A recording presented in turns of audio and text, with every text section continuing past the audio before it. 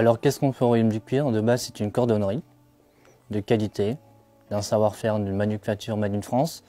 Donc après, je suis aussi cordonnier bottier sur mesure, mais à long terme. On restaure beaucoup de choses, et ainsi les chaussures et d'autres articles comme le canapé. Le cuir, c'est une matière première assez noble, une matière vivante, et c'était quelque chose de très extraordinaire parce qu'il y a beaucoup de choses à faire avec le cuir, et donc du coup c'est à partir de là que je me suis dit j'ai trouvé mon métier. Jimmy a fait 3 ans et demi chez son maître artisan. Il a fait ensuite un stage donc dans la Drôme, donc chez un maître bottier, où là il a appris à fabriquer des chaussures. Quand il est revenu avec tout ça, son maître de stage a dit il est prêt. Je ne voulais pas être salarié.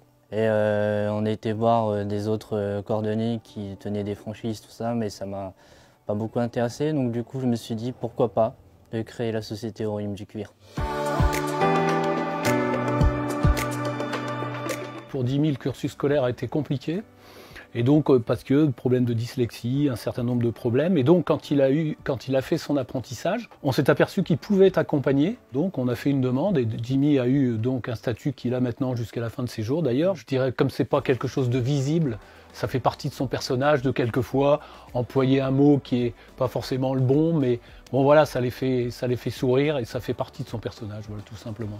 Il est très à l'aise avec tout le monde et je pense que les gens apprécient, toujours avec un petit grain d'humour et toujours à chercher la solution. Souvent mes clients c'est des personnes qui emmènent des choses haut de gamme et très peu de bas de gamme. Mais justement, ma qualité c'est que je propose du haut de gamme pour tout le monde.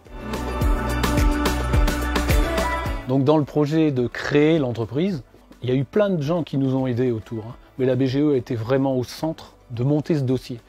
Et donc on l'a monté avec eux, bien d'ailleurs, puisque on a été accepté un peu partout. Et puis la BGE nous a aidés à trouver également des gens qui pouvaient nous aider, dont la GFIP, en disant « mais vous savez que Jimmy ayant un statut de travailleur handicapé, il peut bénéficier d'une aide de la GFIP ».